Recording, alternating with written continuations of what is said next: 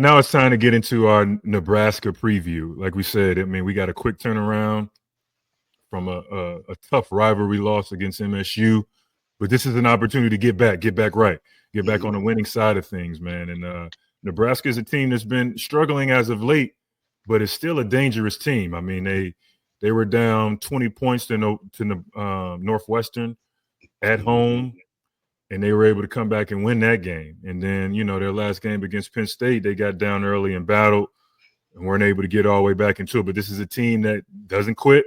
This is a team that got some really good and talented players on their team. And then going into Nebraska, it's always a tough venue, man. It's one of the best venues that, I've been a part of. When they're rocking, they're rolling out there in Nebraska. They got a great arena, great fans. So it's always a good environment to go into. So if you let these guys get going, you let the fans get into it, they can cause you some issues, man. So what were your thoughts just early, just kind of watching these guys and looking at their team? They're like a pretty skilled basketball team, right? They run some good offensive concepts. I think they're one of the teams that I've seen over the last couple months since we've been doing this that kind of run the two-sided break with into 5-out Yeah. concepts, Mm-hmm. right? So, and that can be tough to guard depending on how those guys shoot the ball. It creates a lot of spacing. So I think but as good as they are offensively at times, I think they're equally as bad defensively. Yeah. So, Yeah. so I think it's one of those games where if we go in there and we guard, because it's going to be tough, right? No matter what their record is, Michigan is going out to Lincoln, Nebraska. That's going to be a big occasion for them. So I think we go out there, they're going to be up and ready to play. It's going to be a tough game. So we're going to have to show up defensively and put a better product on the floor defensively, right? Guarding what their actions and some of their players, which we'll get into in a second. But offensively, I think we have to get back to kind of pushing the pace and really getting out and exploiting our strength, using our strengths to exploit some of their weaknesses, right? I think the 4-5 pick and roll will be good this game. I think they're a bit undersized compared to our big. Let's face it, everybody's Hey, undersized. everybody's on the side. We got 2 7-footers out We there. got One got two 21, 7-footers, right? so you So I got to think be they ready. could, yeah, definitely. I think this will be a game where Danny and Vlad will be able to get right and have some success and kind of get us out of Lincoln with a victory. Yeah, we got to get this one. This is the get back, get right game, and it's a good. Sometimes it's a good thing. We have a quick turnaround. You don't have enough time to dwell on that game. You just got to move forward, and everything, like we said, everything we want is still ahead of us, man. So let's get to our keys to victory for this game, man. And I think for Michigan, like we were just talking about, that quick turnaround, competitive spirit, man, bounce back after a tough rivalry loss, learn from it, make adjustments, move forward, and you can't let that game beat you twice. I mean, that's the first key to this one. And then, like you said before, like we got a major advantage, I think, with our size and skill level. So we must own the paint, man. We got to attack inside on offense, and then on the other end of the floor, we got to protect the rim on defense. We got to keep these guys from driving and getting into our paint, and we got to control that interior by shutting down Nebraska from doing that, man. And then I think the third thing for this one, I thought we lost a little bit of this in the Michigan State game. Yes. Michigan has to be the most connected team, right? Both on offense and defense. Offensively, we got to share the ball. We got to move the ball. We got to share the game and create the best shot opportunity every possession. And then defensively, we got to be connected. We got to communicate.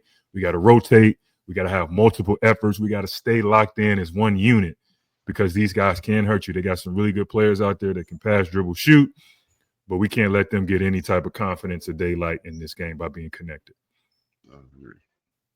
All right, so let's get into this film, man, as I bring that to the stage. And let's break down some of their key players that Nebraska has on and their tendencies for this game. Yeah, we're gonna get into this really quickly. We got Connor Season is the first guy we got up. Really good shooter. A little bit more after getting into the film. He's a little bit more versatile scorer than I thought he was. Right, Yep. and he can score pretty much at they call it a 3-level scorer.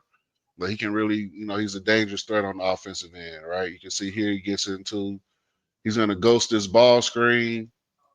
Right, just to create a small advantage. That's not a big advantage right there. But he get his feet set, he gets it up quick, and he can make those shots. Yes, sir. Making about 2 threes per game. All right, next clip. Little pin down action. Able to get downhill. Right-handed finish. Right, that's going right. Right. He's got the catch and pull. Like he said, he's not even open. Yeah, that's a Right? hand down, man down. It's catch and pull. Then right here, you can see him turning. You saw him go right a couple clips ago. Now you see him coming off a screen, right, curling it, getting downhill with his left hand, right? Shot fake, step around a defender, good fundamentals right there, nice finish. I don't want to like. He reminds me of a great value Nick Stauskas, right? Nick Stauskas is really nice at like a lot of these. Great value. Said Yeah, a dollar store Nick yeah, Stauskas. yeah. He's not because Nick was big time. This No, guy Nick is he big time, not as big good. man. But But he it's, can get going though. He can get going. He's not as creative off the bounce as probably no, athletic no, and no, no, agile as Nick. But he's a guy that, like we said before, when we talk about the Trey Hollemans and the Jeremy Fear, you don't want to let these guys get going because they are very capable of hurting you if you do. And Connor Esegian is one of those guys who is capable of hurting you, like you said, in a variety of ways, not just a shooter. yeah. He can get downhill. He can make plays as well. And like I said, like with the Stauskas compare, great balance on his jump shot, great Yeah. follow through, reads the game really well as far as like turning the corner on those, curling on those screens and getting downhill, one dribble, shot fake. Put like he's really, really skilled basketball player. I think they should probably use him a little bit more, but that's just me. Mm-hmm. I like his game. Right? Get downhill on the ball screen, little flare screen action in their 5-out principles. Great balance, great jumper. Nice. I get into these Bryce Williams clips, right? Hot ball screen at the 45. He's not great at turning the corner unless it's just wide open. But what he does, especially going left, he wants to get to his spot and gets his little step back, right? And it's weird because watch his left foot, Chris. You remember we talked about the kid from Oregon when he was going right, he would kind of have that little extra step on the gather into his jump shot. Williams does this quite a bit. His left foot's like an old school Reggie Miller travel. Watch his left foot. Like it gives like it gives him a little extra space to yeah, get that shot off. He's already, a pretty good sized guard, about 6'6", 6'7" at the point. yeah. But yeah, that's what he likes to do. And like you said, these are the tendencies that you pick up when you watch film on guys. When he goes left, he wants to shoot that little step back shot. If he's going right, and that left foot is a little wiggling and jiggling again, huh? Yeah, I think getting away with that, but he does that quite a bit, right? He's capable of knocking that down. So going left, step back. Going left, step back. Going right, he's trying to get all the way to the rim and get to this little running one-hander. He's made a few of them over the last couple of weeks. That's just kind of his go-to going downhill. When he gets right, he's trying to shoot that running one-hand floater. Yeah. Right, capable jump shooter, very confident shooter. Yeah, he's averaging 20 points in the Big Ten play. So he's the head of the snake. Yep. He's going to be ultra aggressive in both transition and in the half court. But reading his tendencies and kind of knowing what he likes to do, going both ways, then now you have a better opportunity of guarding him.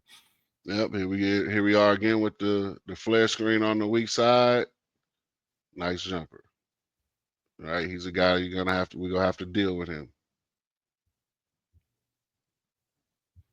So Michigan principles, that weak side flare screen, probably a lot of switches. So hopefully they can switch and take that shot away and then contain the dribble on those plays. Right. And so these next 2 or 3 clips of him are really quick, but they kind of emphasize a shot that I think if we don't pay attention to, he can kind of hurt us with, because we give up, as we saw in the Michigan State game, especially when we play zone, he's able to get in this area and make this little fadeaway right here. That's a nice shot.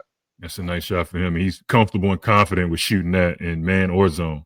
Man or zone. At 6'6", get to his spot, raise and shoot. Right. Now, those two are against man. This is against zone. Right. We just saw Jace Williams. We saw the big fella Kohler.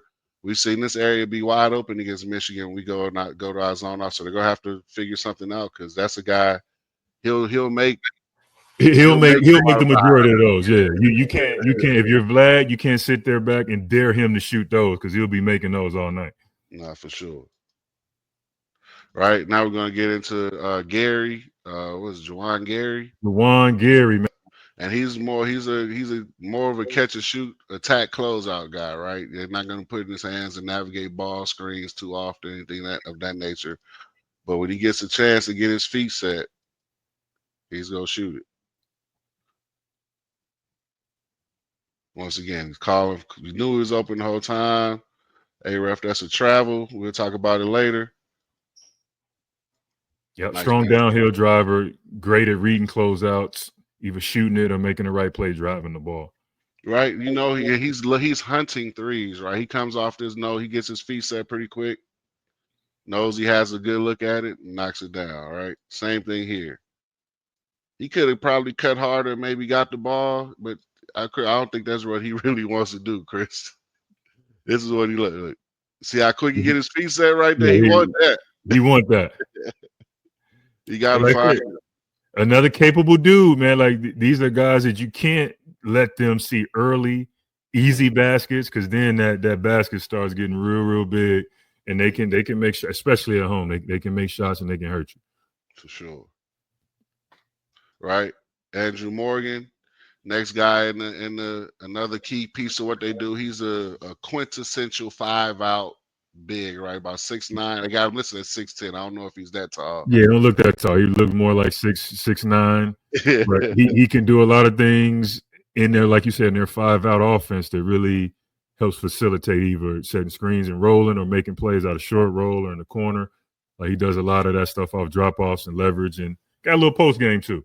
Yep. And this is a short roll right here. Step through over his left shoulder. Nice little feed work. Yeah. Right. 5-out, short roll. And he's Face really up, good right at short through. roll. That time he's over his left shoulder and one. Over his right shoulder, I apologize. Over his right shoulder and one. And he's Right the guy, shoulder. since he's a little undersized, he likes that step or the step through. He likes to step and under. So if you are big fellas, you got to stay down, keep your body in between him and the basket, and don't leave your feet be the second man off the floor, because he's not going to be able to shoot right over the top of you with his size and length and athleticism. Yep. I added this clip from a little longer length, right, just to kind of show the Michigan fans out there a little bit of Nebraska's offense, right? This is what they want to do in transition, right? He gets the rebound. He's delaying on purpose, right? You can see they're getting to the two-sided break where you have guys sprinting down here in the corner, guy here in the 45, right? Michigan runs that a lot of that as well. I think, like I said, in the Purdue game, a couple other games, you saw them have a heavy emphasis on getting this ball early and opposite to Danny and other guys in transition, allowing them to attack out of this slot right here against a guy that's, against a closeout. So Nebraska's going to try to do a lot of that as well. They do a lot of guard-to-guard screening, especially when your point guard is 6'6". You get into this, right? Again, short roll, step through, down the baseline, finish. Right? He's going to do a lot of that. He's going to do a lot of screening and rolling and initiating plays with handoffs and with DHOs. Everybody likes to say DHO these Dribble days. handoff. Yeah. DHO. The difference. A handoff could be you just catch it and DHO. But like you said, he's capable in the post too. Like he, maybe a little bit undersized, but got good footwork and can get you some stuff. He loves the step unders, the step throughs. Exactly. Look, he's going to show it to you, and he's going to step under or step through you to try to get a better angle and leverage to make his shot. Yeah. Right, gets out of transition again. They got the two side going. That's considered early and opposite. He's delaying his run.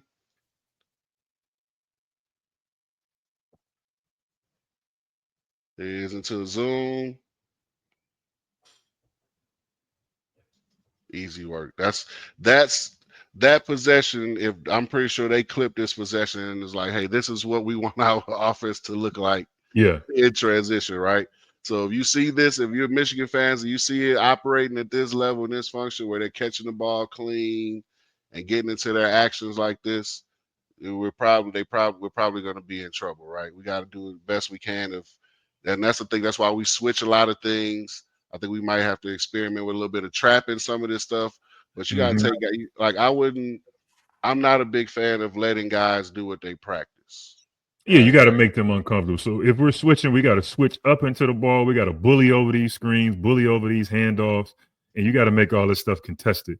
And we didn't do a good job of that last game against MSU in any standpoint. Yep. Hard duck in right here. That's probably the closest post feed I've ever seen in my life. Right here, quick Sigma, rip through down the baseline, finish again. Very crafty around the rim. Crafty. Last clip. Boom. I just add that one because he likes to get down the baseline and use the rim As as a protection. protector. Because Yes. he don't have the lift. He's not as tall. So, like I said, the step throughs, the up and unders, he like to find those different angles to score down there. And he's pretty effective. Yes, sir. So that's Nebraska, man, in a nutshell, man. You're looking at them coming in. They're 17-10 overall, 7-9 in the Big Ten. So this is a game. If you're Michigan, you got to go down there, set the tone early. The competitive spirit has to be there, and you have to be the most connected team. I mean, Nebraska, like I said, is a great environment. They probably have some of the funniest fans that sit right behind the bench and yell out some really good stuff. Yeah. Especially last year, they got us good, man, with some great stuff about all the ball headed, assistant coaches and staff members that we had. You know, they got some really good some fans down there to yell out some funny stuff, man. So I mean, it's always a great environment. I like going down there because the arena is really nice, man. It's a fun atmosphere. Their game presentation and all that stuff is excellent. The way they put on a show out there for their fans. So we got to come out ready. Yeah. We got to come out ready if we're Michigan. Yes, sir. I agree. Yeah. So let's talk about